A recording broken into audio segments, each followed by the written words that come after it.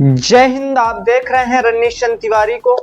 हमारे भारतवर्ष का इतिहास तमाम पराक्रमी और चक्रवर्ती राजाओं से भरा पड़ा है, लेकिन इसके इतर इसी भारत के इतिहास में रानियों का भी कुछ दर्जा कम नहीं रहा है।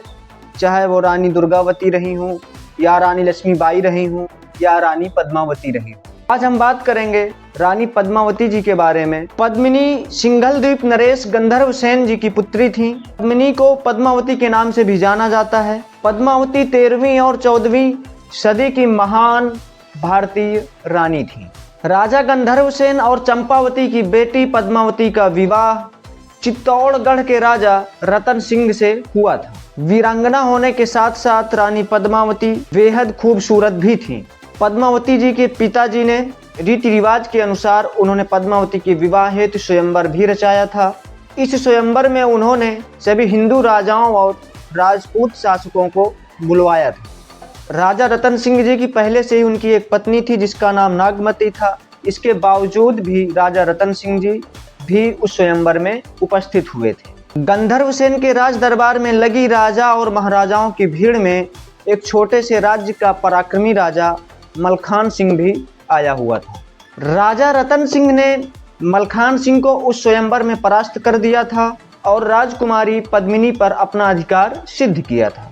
धूमधाम से रतन सिंह जी की शादी पद्मिनी जी के साथ हुई। शादी करके रतन सिंह चित्तौड़ पद्मिनी को लेकर वापस आ गए। इस तरह राजा रावल रतन सिंह जी अपनी दूसरी पत्नी रानी पद्मावती को स्वयंवर में जीतकर चित्तौड़ राजधानी वापस आ गए। राजा प्रेमी और न्यायपालक राजा रावल रतन सिंह अपने राज्य चित्तौड़ को बड़े ही कुशल तरीके से चला रहे। उनके शासनकाल में उनकी प्रजा हर तरह से सुखी और संपन्न थी। राजा रावल रतन सिंह रण कौशल और राजनीति में बहुत निपुण थे।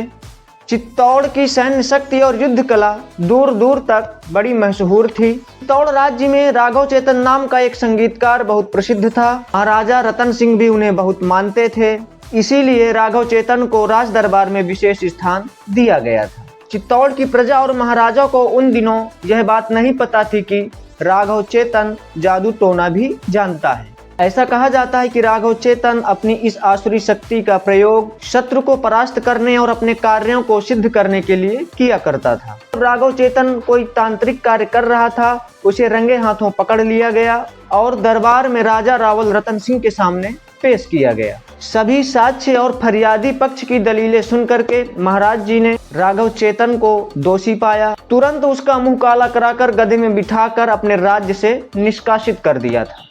अपने अपमान और राज्य से निष्कासित किए जाने पर राघव चेतन बदला लेने पर आमादा हो गया। अब उसके जीवन का केवल एक ही लक्ष्य रह गया था और वह था चित्तौड़ के राजा रावल रतन सिंह जी का संपूर्ण विनाश। अपने इसी उद्देश्य के साथ वह दिल्ली राज्य चला गया। वहां जाने का उसका मकसद वहां के बादशाह अलाउद्दीन खिलजी को उकसाकर अपना प्रतिशोध पूरा करने का था। 12वीं और 13वीं सदी में उन दिनों दिल्ली की गद्दी पर अलाउद्दीन खिलजी का राज्य था। उन दिनों दिल्ली के बादशाह से मिलना इतना आसान काम नहीं था। इसीलिए राघव चेतन दिल्ली के समीप एक जंगल में डेरा डालकर रहने लगता है, क्योंकि वह जानता था कि इस जंगल में अलाउद्दीन खिलजी शिकार करने आया करते हैं। एक दिन अलाउद्दीन खिलजी अपने खास सुरक्षा कर्मियों के साथ उसी जंगल में शिकार खेल रहे थे। मौका देखकर राघव चेतन ने भी मनुहारी बांसुरी को बजाना शुरू कर दिया। उसकी बांसुरी की धुन जब अलाउद्दीन खिलजी तक पहुंची तो अलाउद्दीन खिलजी अपने सिपाहियों से उस बांसुरी बजाने वाले व्यक्ति को ढूंढवाते हैं।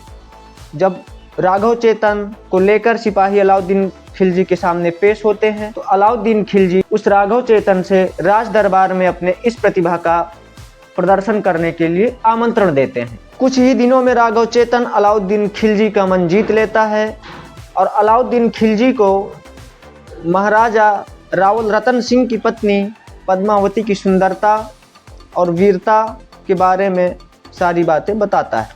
राघव चेतन की बातें सुनकर अलाउद्दीन खिलजी कुछ ही दिनों में चित्तौड़ राज्य पर आक्रमण करने का मन बना लिया और अपनी एक विशाल सेना चित्तौड़ राज्य की ओर रवाना कर दिया।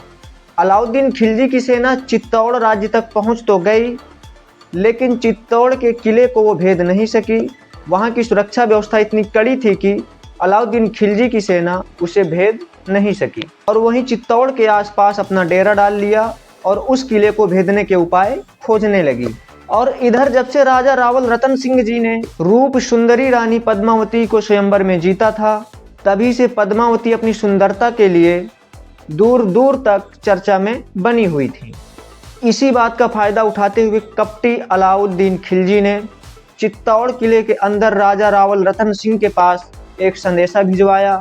रानी की सुंदरता का बखान सुनकर वह उनके दीदार करना चाहता है। अलाउद्दीन खिलजी ने यहाँ तक कहा कि वह रानी पद्मावती को अपनी बहन समान मानते हैं, दूर से ही एक नज़र देखने की तमन्ना रखते हैं। अलाउद्दीन खिलजी की इस मांग को राजपूत मर्यादा के विरुद्ध बताकर राजा रतन सिंह ने ठुकरा दिया, किंतु बार बार अलाउद्दीन के आग्रह करने पर एक युक्ति निकाली गई कि वह रानी पद्मावती को प्रत्यक्ष रूप से नहीं देख सकेगा, दर्पण में देख सकता है। दर्पण में बने प्रतिबिंब को देखकर अलाउद्दीन खिलजी आश्चर्यचकित हो गया कि आखिर कोई इतना सुंदर कैसे हो सकता है। अलाउद्दीन की मेहमान नवाजी करने के बाद राजा रतन सिंह उसे उसकी छावनी तक छोड़ने गए और इसी बात पर मौका पाकर राजा रावल रतन सिंह जी को बंदी बना लेता है और उन्हें अपनी छावनी में रख लेता है और राज दरबार में संदेशा भिजवाया कि पद्मावती दे जाओ और अपने राजा को छुड़ा ले जाओ। जैसे ही यह संदेश राजभवन पहुंचा तो सब स्तब्ध रह गए। दिल्ली पहुंचकर खिलजी ने पद्मावती के पास संदेशा भिजवाया कि रतन सिंह को जीवित देखना है तो अपने आप को हमारे सामने आत्मसमर्पण कर दीजिए। पद्मावती ऐसे संदेशे को पाकर बहुत चिंतित हुई और उन्होंने गोरा बादल नाम के 2 वीर योद्धाओं को बुलाया। गोरा बादल ने रानी पद्मावती से मिलकर के योजनाबद्ध तरीके से युद्ध करने की पूरी रणनीति तैयार की गई और खिलजी को संदेशा भिजवाया गया कि कल सुबह पद्मावती के साथ 16,000 अन्य रानियां भी आएंगी और वो भी पालकी में बैठकर आएंगी।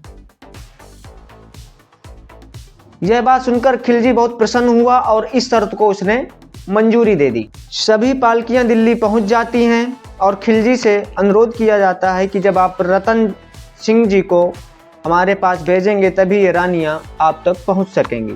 खिलजी ऐसा सुनकर अति प्रसन्न हो जाता है, रतन सिंह को बड़ी ही सहजता के साथ छोड़ देता है। रतन सिंह को अंतिम पालकी तक ले जाया जाता है और धीरे धीरे खिलजी की सेना जैसे ही पालकियों तक पहुंचती है वैसे ही पालकियों से उठकर गोरा बादल और अन्य सभी योद्धा पालकियों से उठकर सीधे खिलजी की सेना पर टूट पड़ते हैं। सुरक्षित रूप से राजा रतन सिंह जी को बाहर निकाल लिया जाता है, लेकिन बहुत सारे मेवाड़ के योद्धा अपना बलिदान दे देते हैं। गोरा बादल की वीरता देखकर अलाउद्दीन खिलजी की आंखें खुली की खुली रह गई थीं और जैसे ही गोरा का सिर धड़ से अलग गिरा, खिलजी ने राहत की सांस ली और घुटनों के बल बैठकर गोरा को नमन किया। अलाउद्दीन खिलजी तत्काल अपनी सेना को लेकर चित्तौड़गढ़ की तरफ निकल गए। चित्तौड़ राज दरबार में जब यह खबर आती है कि खिलजी अपनी विशाल सेना के साथ चित्तौड़ पर हमला करने वाला है, तो वहां मौजूद सभी रानियां और पद्मावती अपने वीर योद्धाओं को युद्ध के लिए तैयार रहने के लिए हिदायत देती हैं। अलाउद्दीन खिलजी अपनी विशाल सेना के साथ चित्तौड़गढ़ पहुंचा, जहां पर रावल रतन सिंह और अलाउद्दीन खिलजी के बीच भयंकर युद्ध हुआ। इतिहासकारों की माने तो इस युद्ध में रावल रतन सिंह जी की हार हुई थी। रावल रतन सिंह की मृत्यु के पश्चात पद्मावती जी ने 16,000 रानियों के साथ जौहर कर लेती हैं। जौहर का तात्पर्य अपने आप को अग्नि में अर्पण कर देना होता है, तो 16,000 रानियों के साथ पद्मावती जी ने भी जौहर कर लिया था। खिलजी के राज दरबार तक पहुंचने के पहले ही सभी रानियों ने जौहर कर लिया था, जिससे खिलजी की यह लालसा ही बनी रही। वैसे आप लोग पद्मावती जी के बारे में अपनी क्या राय रखते हैं, हमें कमेंट करके ज़रूर बताइएगा और यह जानकारी आपको कैसी लगी वह भी हमें ज़रूर बता दीजिएगा। अगर वीडियो थोड़ा सा भी अच्छा लगा हो तो एक लाइक कर दीजिएगा और इसे अपने दोस्तों के साथ ज़रूर शेयर कीजिएगा। मिलते हैं अगले वीडियो में, तब तक के लिए जय हिंद।